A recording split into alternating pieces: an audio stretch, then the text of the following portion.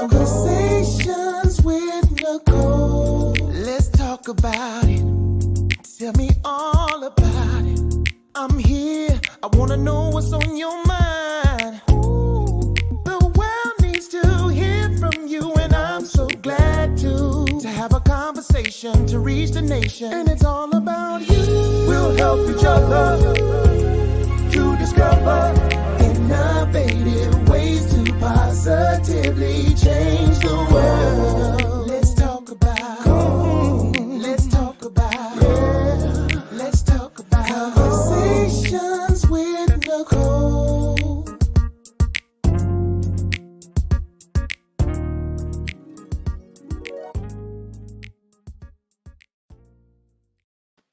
Greetings, greetings, greetings. Happy Monday. Welcome to Conversations with Nicole. I am Nicole Everett, your host. And Conversations with Nicole is a talk show based here in Tallahassee, Florida, focused on connecting the community through conversations. And this is what I call Mindset Monday. Mindset Monday. This is an opportunity for you and me and my guests to talk about whatever it is we want to talk about. And we have been focusing on mental health since maybe the middle of November, the middle of November. And so I'm excited and delighted to be here with you today on this Pi Day, March 14th, 3.14. They call it Pi Day, right? For those mathematicians out there. But at any rate, I'm so glad that you are here with me. So for those of you who may be new to the broadcast, we are live on Facebook, on YouTube, and on the Greater Works Network on Roku TV. So if you have a Roku TV player or stick, you can watch us by adding GWN to your channel options. So tell a friend, like, tag, share, let them know they need to be here because we're going to have a great time tonight. Before I bring my special guest on, I want to hear from you, though. I see some of you already chiming in. Tell me, where are you tuning in from? Put your city and state in the comments so we can give you a shout out. I see you, Lynette, my sister here, right here in Midway. Thank you for being here. Greetings, Terrell. The chief is here, right here in Tallahassee. My sister Javon in Atlanta is here as well. So thank you for being here. I appreciate all of you. Hopefully you all had a great weekend and you are doing well. I know many folks are experiencing spring break right now. The college students, the public schools are several of them are out in districts across the state of Florida. So you all be safe out there and enjoy the time off. I see you, Gina Kinchlow in Tallahassee. Thank you for tuning in. I appreciate that. So my guest tonight is Miss Alicia Curry Walker, and I am going to read a little bit of her bio so that you can get to know her a little better. Alicia Curry Walker is a licensed professional counselor, certified professional counselor, supervisor, and board certified telemental health provider with over 20 years of experience. She has counseled hundreds of people dealing with issues that range in diversity from anxiety and trauma to parenting and marital relationship issues. She has forged a path on several roads to infuse her passion for mental health and wellness, resilience, and self care, which she calls soul care. Soul care. And that actually was something that she and I have talked about because I think that's so interesting. We're going to talk a little bit about that later. She is also a Rattler, a graduate of the Florida Agricultural and Mechanical University from the psychology department. She has published numerous articles on self-care, mental health and wellness, spiritual wellness, and marriage and relationships. She's even written a book for couples, I Love Being Married, a guide to divorce-proof your marriage. And her newest book is called Soul Care, a guided prayer journal and planner for women, which was published in December of 2020. She's married. She's been married for 22 years and has 5 beautiful children. So help me welcome Miss Alicia Curry Walker. Yay! Welcome, welcome. Thank you for having me. I'm excited. My pleasure, my pleasure, my pleasure. So I got to give a shout out to your big sis, Adrian, who is my freshman, FAMU freshman classmate, Adrian Simpson. She connected us. So I'm super grateful. Both of you all are Florida girls, like myself. Yes, So we representing for the Sunshine State, right? that's right. All right. But you are based in Atlanta, right? Yes. I am Okay. in the metro Atlanta area, Mhm. and I live in Fayetteville, and my office is also in Fayetteville. Okay, nice, nice, nice, nice. So tell the people, who is Alicia Curry Walker? Not what do you do, but who is Alicia Curry Walker? That is a very, very interesting question. So I am a lover of God. I have a huge amount of faith. I am a wife, a mother, a daughter, a sister, a great friend. And even though counseling is what I do, I believe that's also what I was born to do and put on earth to be. So whether it's in my profession or it's with my family and friends, I am a counselor at heart, and that's who God made me to be. Love it, love it. All right, and tell us a little bit about how you got started in counseling. I originally started being interested in counseling because my aunt is a psychologist, and I was fascinated by her. I am named after her. My middle name is after her, and I was just fascinated by the field. And then as I got older, I got fascinated even more about like mental health diagnoses, and then even more about just how the brain works and how fascinating it is, and how deliberate God was in creating our brains to mimic what the Bible says. All right, nice, very good. Well, thank you for sharing that. A couple more shouts out. We got to give a shout out to my mom in Hi. Miami. Yes, hey mom, and actually my godmom is also tuning in from Miami as well. So thank you, godmom. Thank you for Mom. being here. So I want to. Our topic tonight is soul care, and when you and I talked prior to the broadcast, one of the things that I definitely wanted to touch on is the whole idea around mental health and spirituality coexisting. So we are subtitled in this faith and mental health, right? Faith and mental health. Because, Mhm. in the Black community, one of the things that, one of the, I think, barriers, if you will, or stigmas around mental health is our faith, Mhm. because we feel like we can't, you know, have Jesus and a clinician as well. Go see the counselor too. Like the two can't coexist. And so, yeah, I definitely want to dive in that as well, into that topic as well. But um, you know, I I'm sure you have probably experienced some of that with the folks that you've seen. So we'll dive into that. But I also want to talk about your book and the title of the book. Mhm. Okay. So if you will just briefly talk a little bit about that, and then I'll give my disclaimer and then we'll dive in. So um I want to just say to the viewers, this is interactive. So we do expect you to engage with us in terms of questions and comments. All right. All right. So talk a little bit about a book and, kind of what prompted you to write this book. So the book is called Soul Care, a guided prayer journal and planner for women.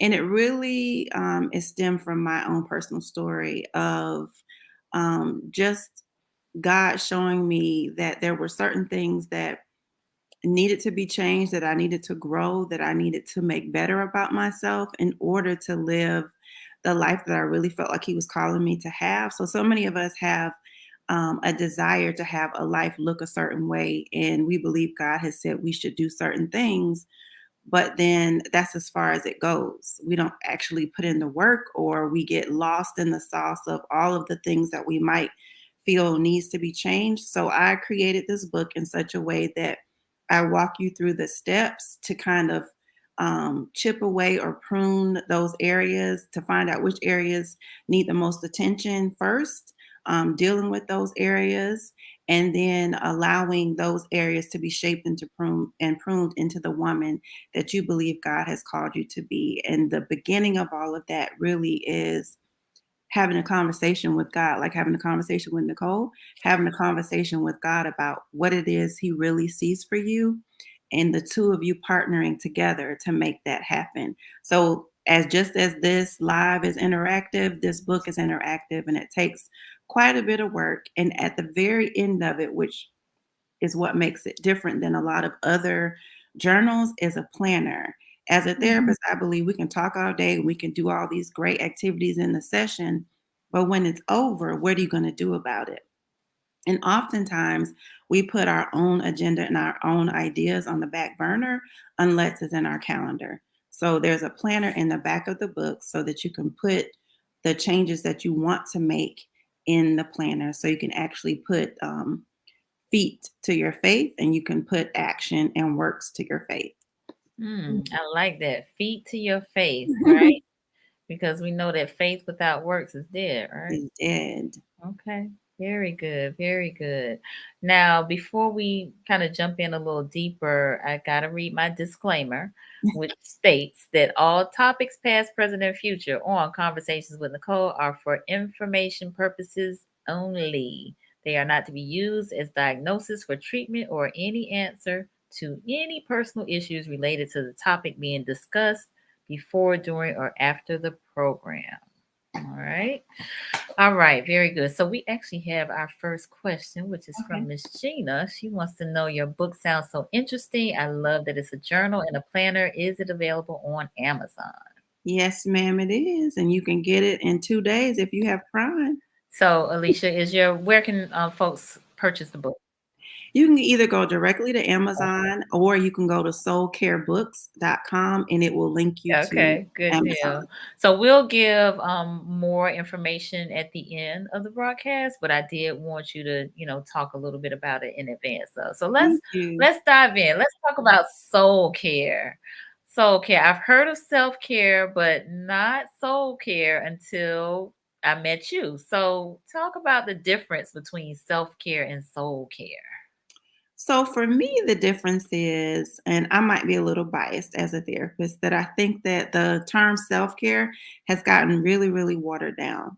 I think that it's a great idea. Everyone should do things to take care of yourself, but you personally have things that only fit for you, right?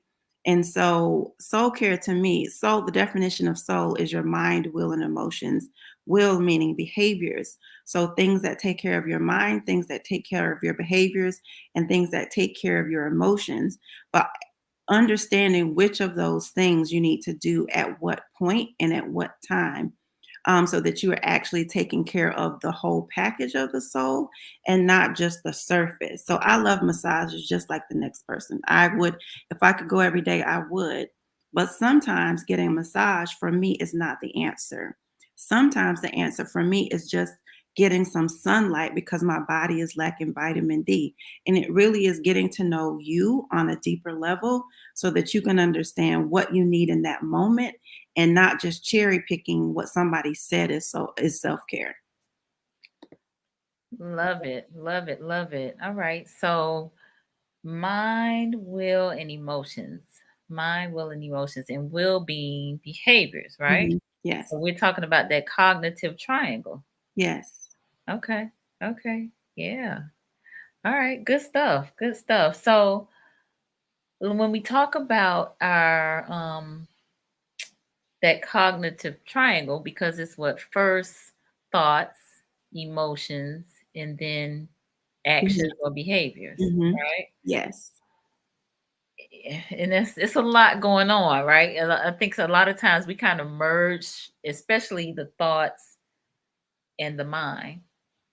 Um, I'm sorry, the thoughts and the emotions, Emotions. the Yes. thoughts and emotions. So Mhm. trying to separate that out, or like being real clear about your thoughts versus what you're feeling. Yes. I think is very important. So talk a little bit about that if you don't mind. So the reason why, like you're saying, I'm very particular about separating them for you to understand which one may be the concern for you.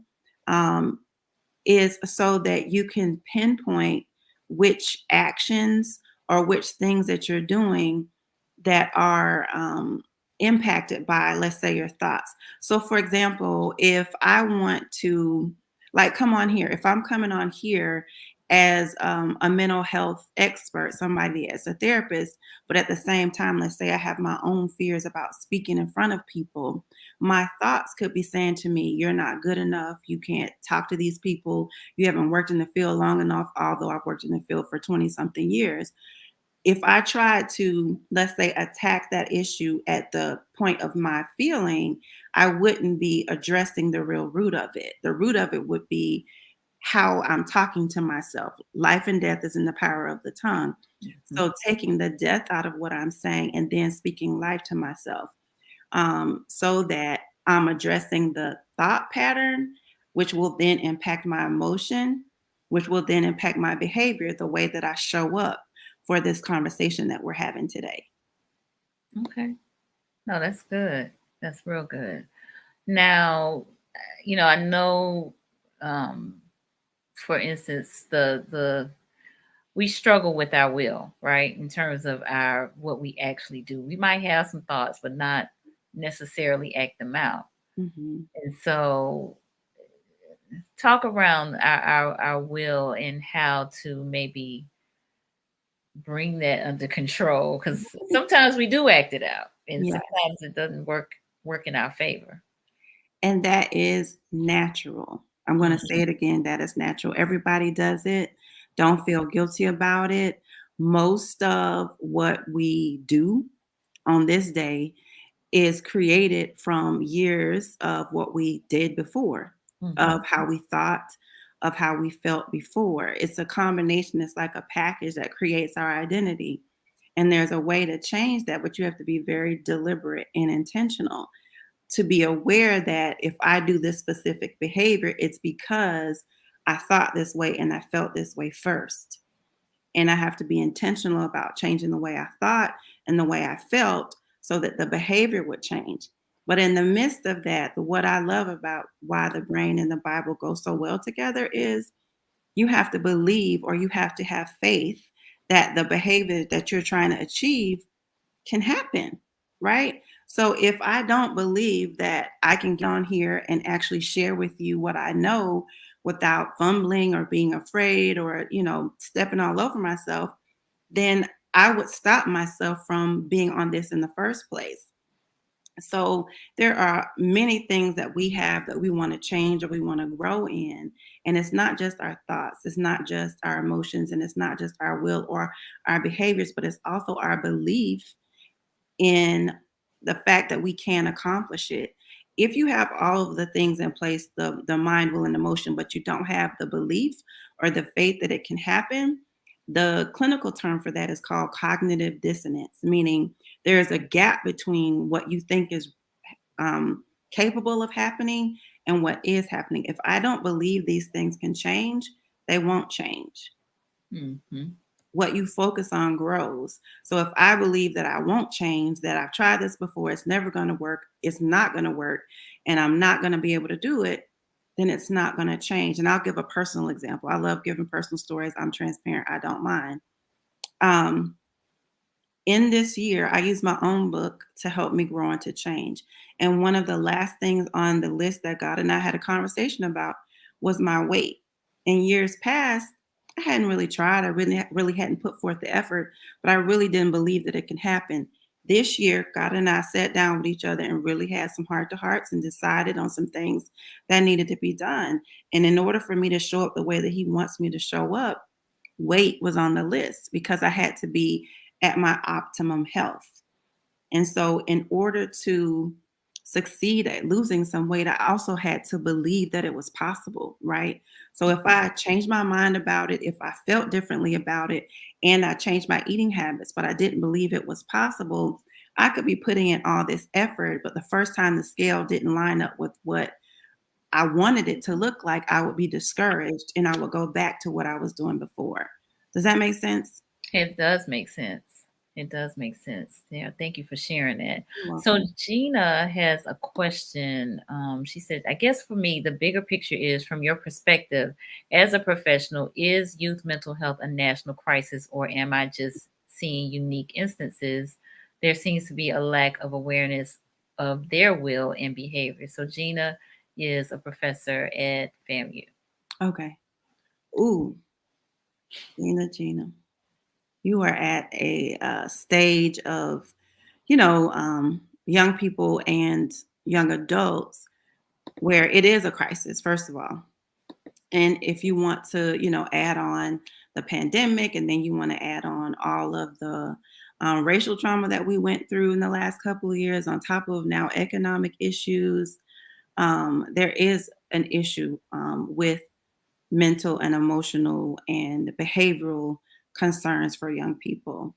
One of my biggest, you know, concerns where that is, especially for people at the college level, um, are the way that people have um, taken care of their kids, the way that they parent them in such a way that takes away the ability to fully engage in their emotions, fully feel them, and fully take actions on what they're feeling. There's something that a lot of schools are using now called social emotional learning. And it's something that's used in the school, but it's not necessarily talked about and explained in the homes.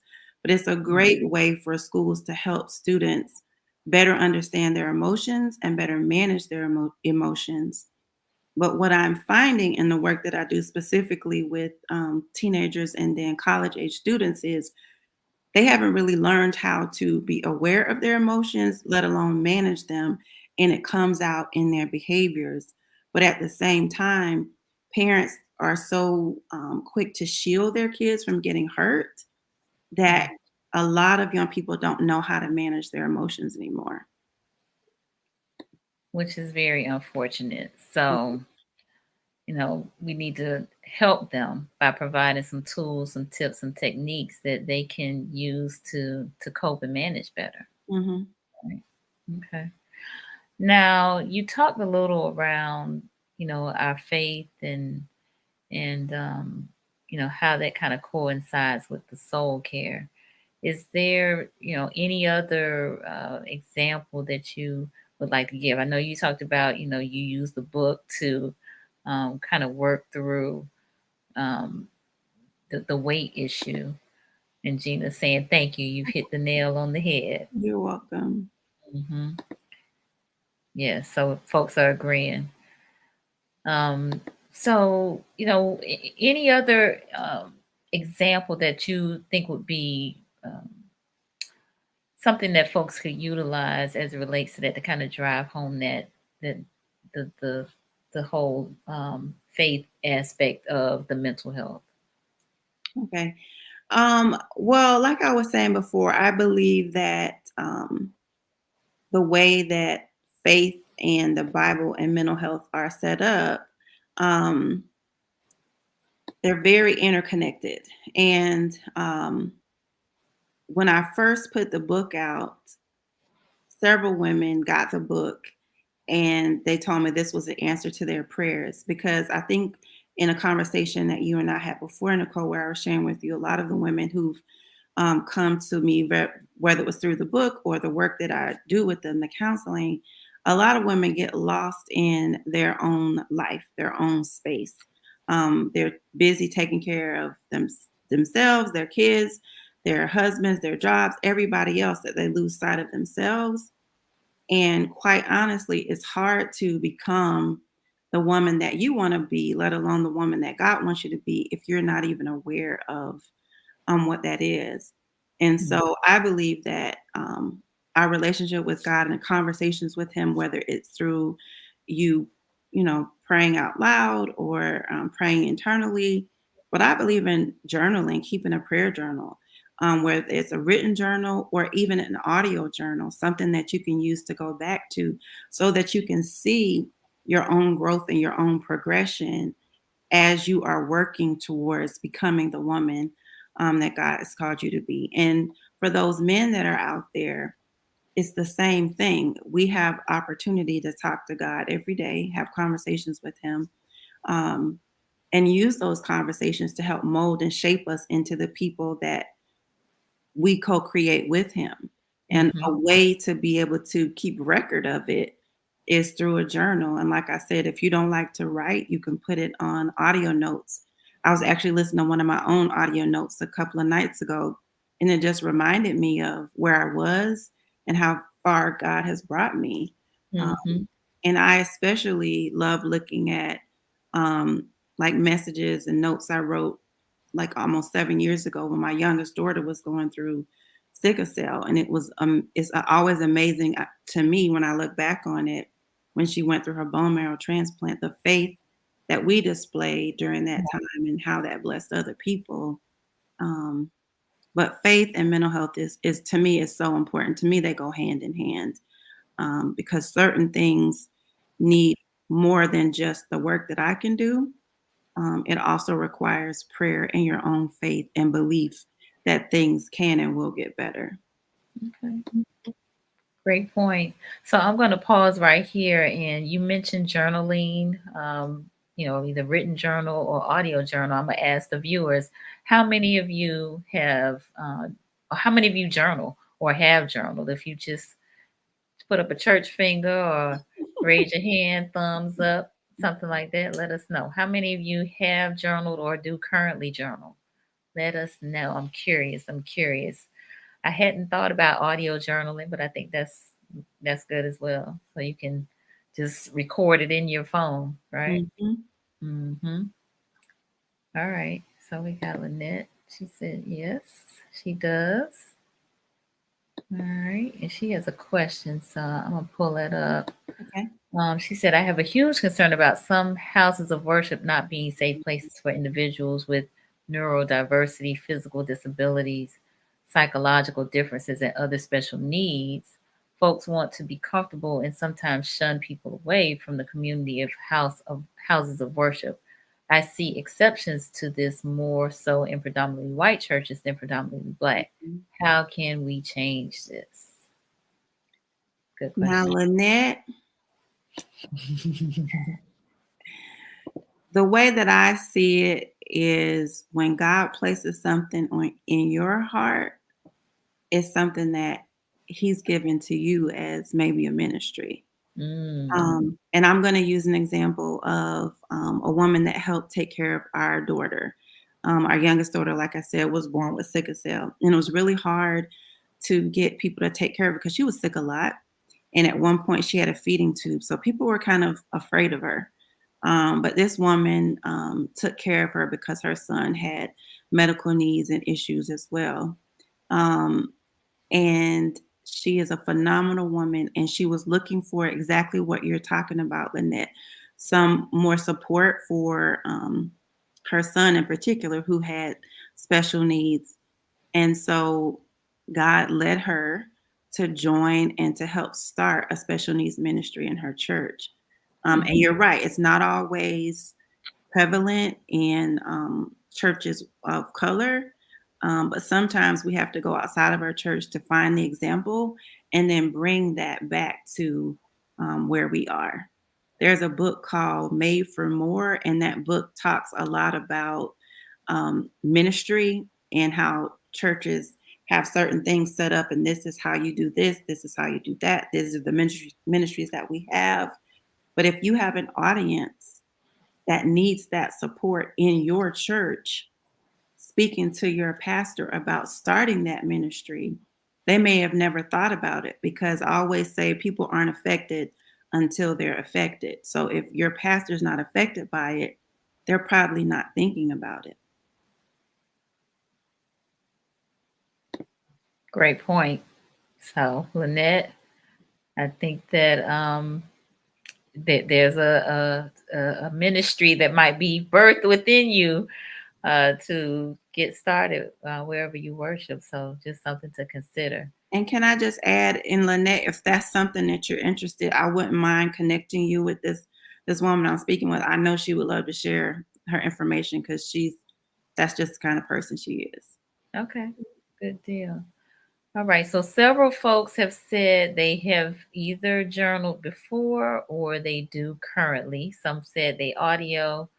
Gina said, I have journaled for years, helps me a lot. I don't journal daily, but I try to write a few days each week.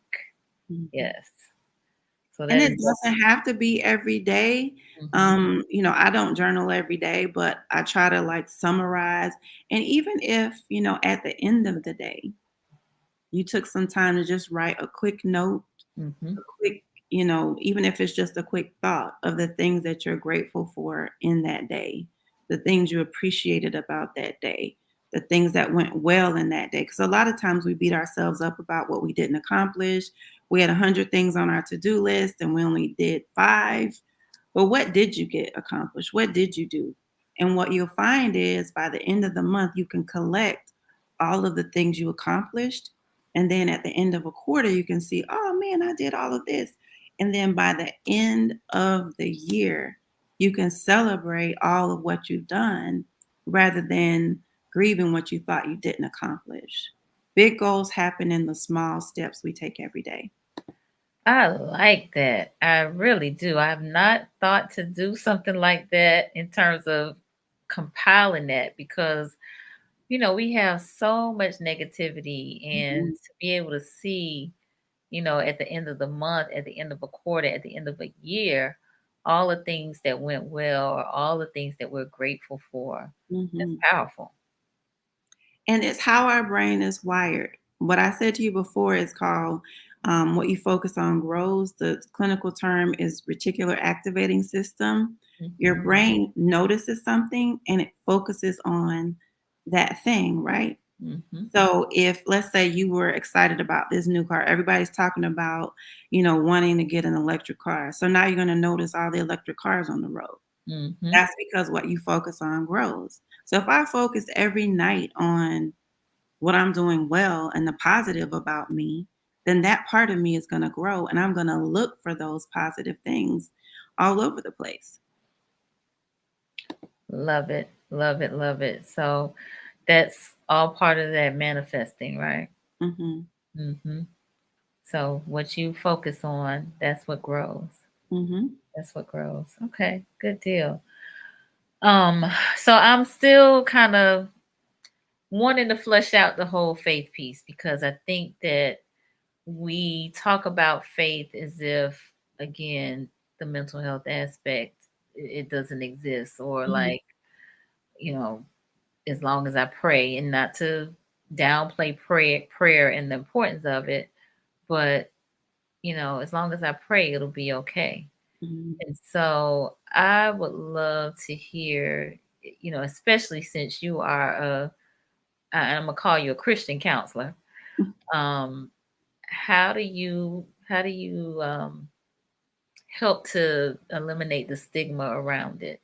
What are some of the things that maybe you might share with someone that might be skeptical that is a believer around um, going to see a counselor or a therapist? Well, that part of your question, the skeptical piece is you should definitely find someone that you're comfortable with, someone who matches your beliefs, someone who can support you um, in the work that you need to do, right?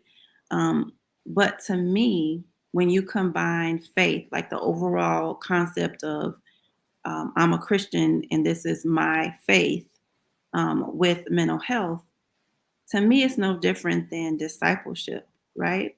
So when people first, say, I'm giving my life over to God, you don't know all the things to do when you first become a Christian. Somebody needs to help you.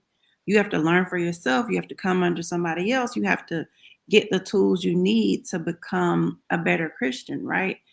A lot of what we need for our mental health is in the Bible, and it can be walked out through Christian counseling in conjunction with discipleship. I think they don't have to be two separate things because just like people are gifted to preach, people are gifted to be counselors. I don't think people who are truly walking this walk of a Christian counselor can do that without having a gifting from God for it. And so I don't want people to feel like they have to be two separate things, because they can definitely go hand in hand.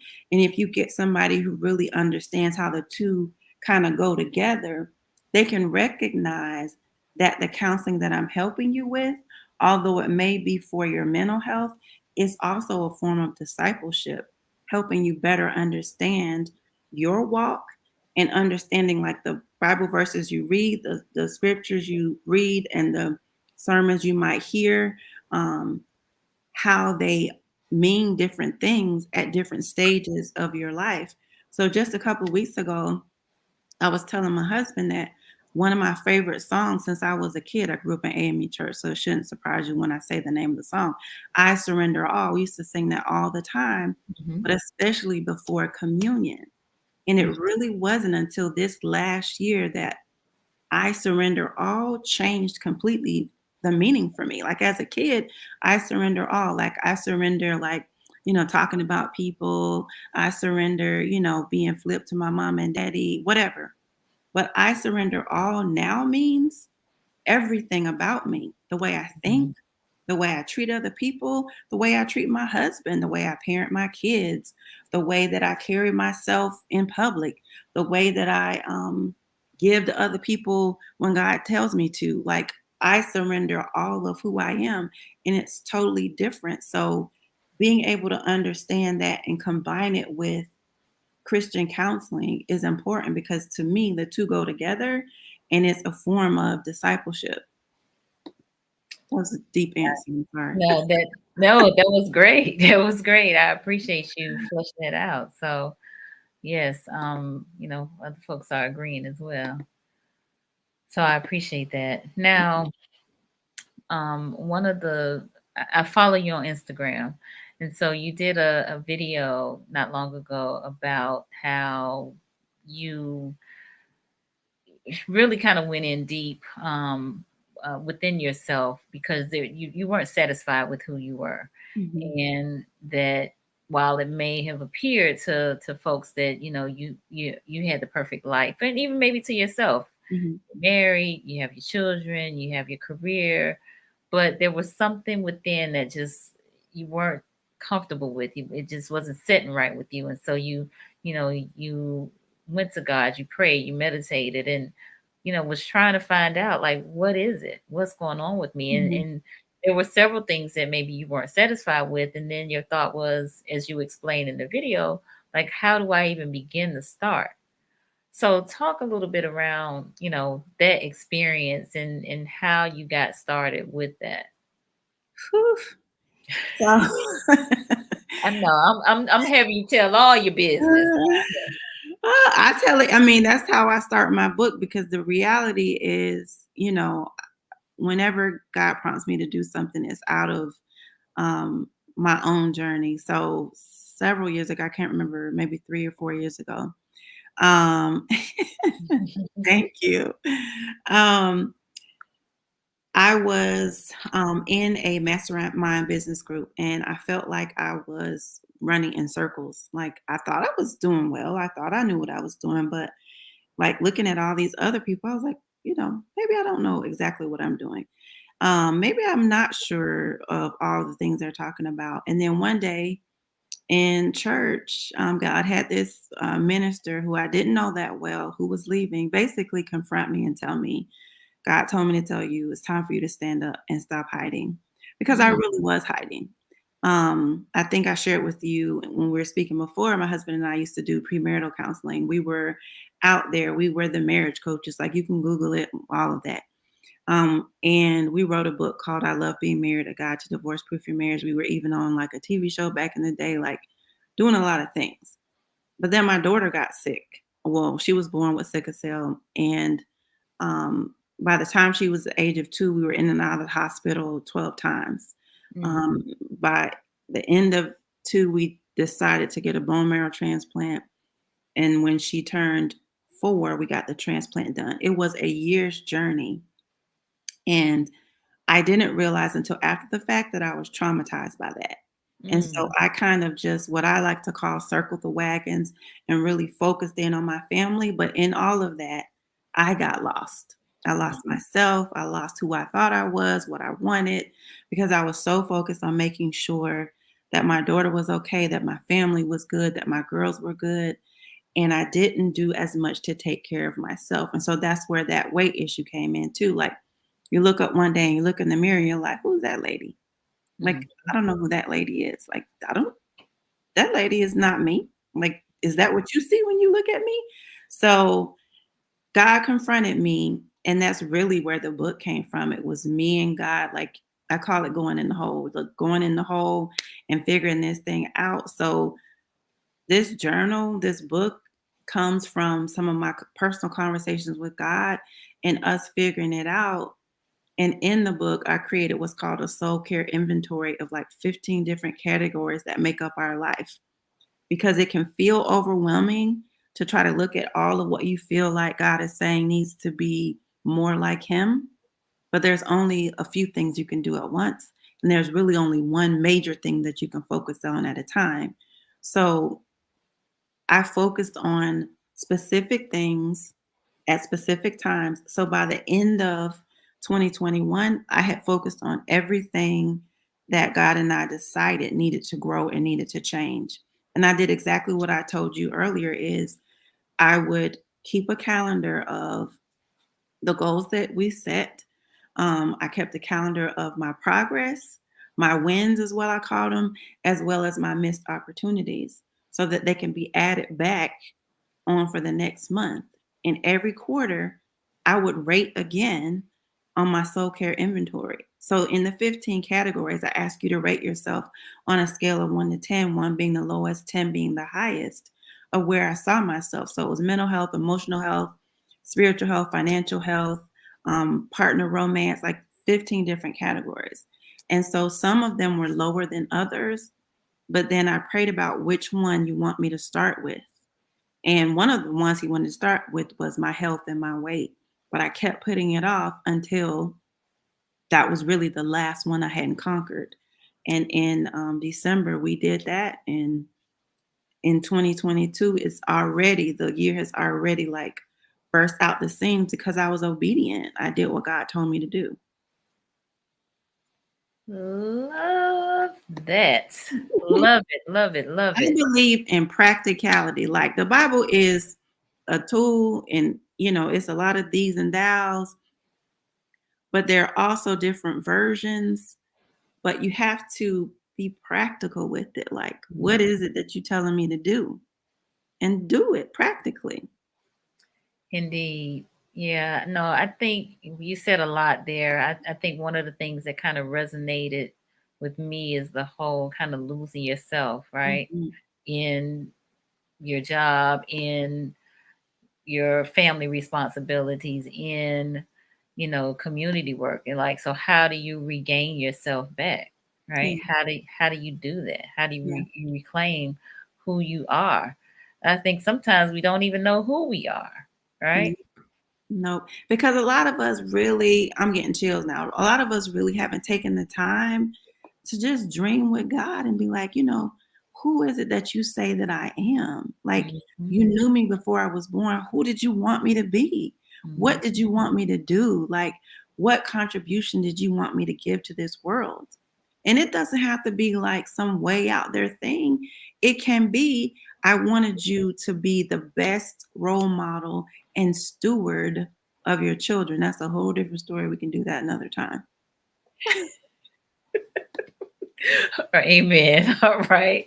Yeah, no, but I think that's it. You really have hit something, that is really touched me from the standpoint of just sitting with God, the creator, to find out like what is it, who is it, you know, my purpose. And purpose is I don't think it's one particular thing. I think it can be many things. But again, that sitting with ourselves piece. I think we did do some of that during the pandemic, right? A, a lot of people did. And, some of the people that I'm seeing now, the reasons why they're coming to see me is because they did do that. They did sit back and say, I'm not sure I like what I see. I don't like what my personal life looks like, and I don't like the relationship I'm in. And so there have been a lot of changes after the pandemic because people got so busy that you were just moving, you weren't living. Hmm. No, good point. So, in that whole sitting with yourself piece, I think sometimes people don't know, like, okay, what's the next step? What do I do Mhm, after I've sat with myself, after I've recognized I don't like myself, or I don't like some aspects of myself, I don't mhm. like the relationships maybe that I'm in, what happens then? I mean, really, that's why I have the soul care inventory in there Hmm. is so that you can rate it for yourself. Okay. Nobody else is saying to you, like, you should do this. You're asking yourself, and it's the gut instinct, like on a scale of 1 to 10, how do you feel about your mental health? Like the way you think, the way that you process information, the way you think about yourself. And if your first response is a 3, then that's what it is. Nobody else has to see your paper. It's not like you sharing it with the teacher at the front of the class. Your financial health. If you really know that your finances are, jumbled up, and you say my first reaction is a 4, then why is it a 4? And then what will it take to be even just a 4.5 or a 5, right? But after you like kind of assess where you are personally, you get to decide which one you feel like will kind of knock down some others. And I call it like which one gives you the most bang for your buck? Which one Mhm. is the one that if I address this one first, it will give me some momentum for the other ones? And this is the one that I really feel like God is telling me I need to work on first. Because you can't do them all at once. You'll get Right. overwhelmed and not do anything. Okay. Well, I like that you have that priority list. So real quick, I want to give a shout out to Gina. She said she has to log off, but I appreciate you being on. I know Gina is again a professor at FAMU, so I know typically it's spring break right now. Typically, she probably will be busy with some other calls and things that she has to do. But I really appreciate you taking time to be on here with us tonight. And then Gina also had a question earlier that I did not address that I want you to just quickly, if you could, Okay. Alicia, she said your book sounds so interesting. I love that it's a journal. Oh, we did that one. Amazon. Mhm. She wanted to know, would it be appropriate for college age students? Would this journal make a useful gift for young people who are college age? Yes and no. I think it's a little deep for college age. I Okay. do have some people that bought it for college age students, but I really think it's more for women in a different age bracket. There Okay. are some pieces that you could take out and they could use, but I really do think it's for women in an older age bracket. Okay. That's fine. I just wanted to address it before she jumped off. Thank you. Okay, Jamil said this is true. A lot of times we are not asking God enough questions. We're asking him why instead of asking how should I or God show me. Yes. Hmm. I Yes. agree with that. So again, I think the prioritization piece is critical.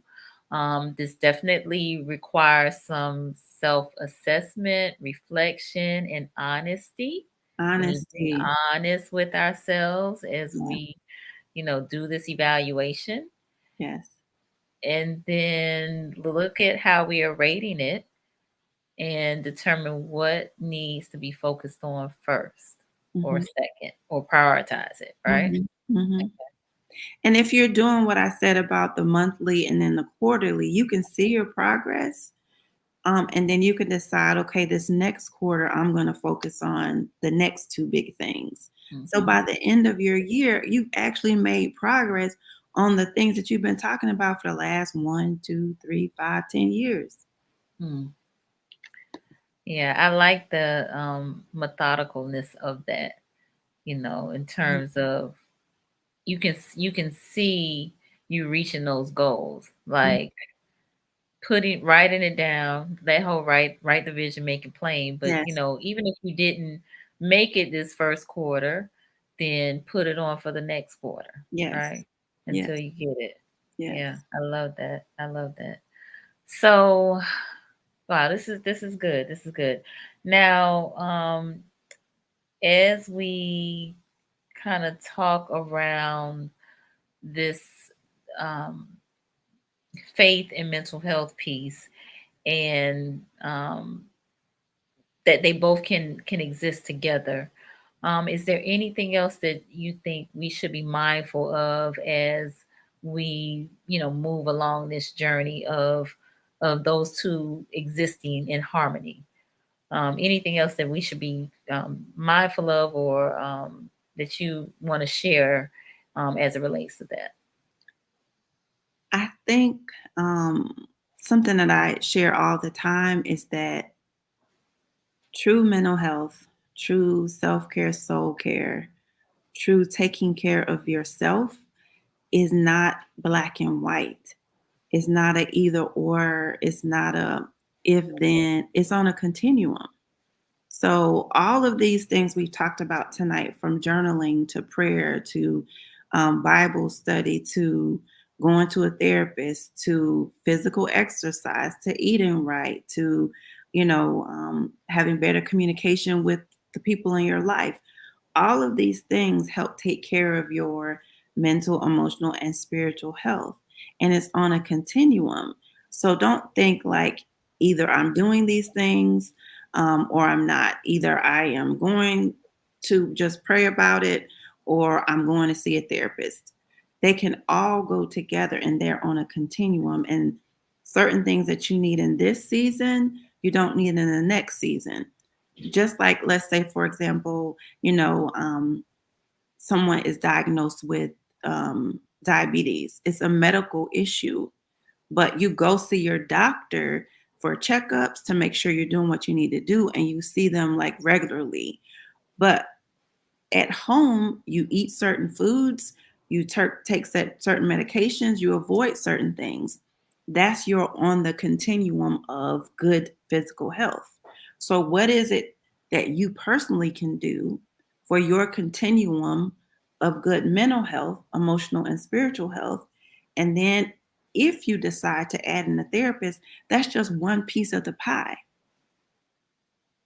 Okay. Very well said. Very well said.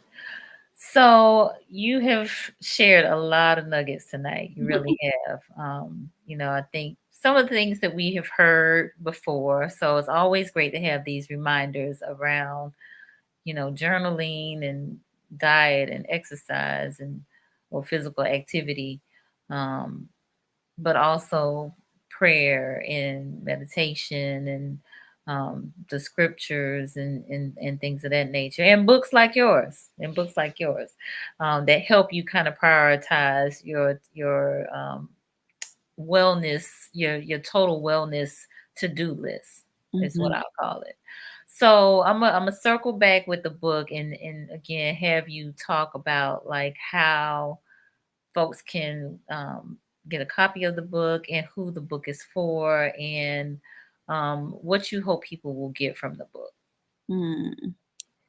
So you can, the book is called Soul Care, a guided prayer journal and planner for women, and it is available on Amazon. It's available Barnes and Noble, and you can also get it from my website, soulcarebooks.com. The book is for the woman who is looking for who she was. She might have lost herself in her life. The woman who is, maybe exhausted from taking care of everybody else and needs to really reconnect with the woman that God has called her to be. And one of the things I say in the book is my prayer is that you take the time to connect with God and figure out who it is that He's called you to be, and that you use this book to help shape you into that woman, because the life that God has for us is a life of abundance. It's a life of blessings. And we can't be a blessing to other people. We can't pour into other people if our cup is empty. And we as Christians are called to be a blessing to other people. And if we can't do that, if we can't help bring other people to Christ or disciple other people because we're so tired, we're so like exhausted from what we're doing, then we're missing the overall mark. But God has something specific for you to do. And you can't find that out if it's so many other things going on that have the priority. Absolutely. So Lynette said, yes, it's not an or situation, it's an and. Therapy and Jesus for me. I am multidimensional and require multidimensional care. Yes, ma'am, Lynette. Yes. Tell them, Lynette. Tell them. All right. Good deal. Well, how can folks connect with you? I know you gave the website soulcarebooks.com for the Mhm. book, but how can folks connect with you? So you can connect with me on Instagram, Alicia C. Walker, Alicia Curry Walker on Facebook and LinkedIn. And my website, just my overall website, is just my name, AliciaCurryWalker.com. So if you're in the Georgia area and you're looking for a therapist, that's the best way to reach me. And I would love to connect with all of you. I enjoyed this tonight. Thank you so much. Good. You are welcome. My pleasure. All right. Let me make sure I put that up correctly. Yes. AliciaCurryWalker.com. Okay. Good deal. Mhm. So you are accepting new clients. I am. All right. Good deal. Good deal. All right. Folks are chiming in here. Jamil said that empty cup will have you exhausted and spiritually dehydrated. Yes, ma'am. That's why so many people are burnt out. Indeed, indeed, indeed. My freshman classmate Ishmael said, "Great teaching this evening. Thank Thank you, you. appreciate it." All right, Marjorie's on here. She said, "Amazing information, truly enjoyed." Thank you, Marjorie. Appreciate you being on. All right, and Shantina said, "I will order journals for 3 women who are ready to journal." Love it. Nice. Yes, we appreciate that. We really, Yes. really do. All right, good deal. Well, anything else that you would have us know before we close out? I just want to say that I appreciate being on here. And for those of you who are in the space of, feeling lost, maybe tired, um, maybe need a little bit more support, reach out for that support, whether it is me or someone in your area. And even if I'm not in your area and you need some support, you can still reach out to me and I can help you get connected with someone in your area. But tonight was a blessing for me, and I hope it was for you too. Awesome. Thank you so much for extending yourself in that way too, Alicia. That's very kind of you. Really do appreciate that. So hope this has been good for you all. Some of you all have definitely been chiming in. Thank you, Monica. I know I owe you a call, so I'm gonna do that soon.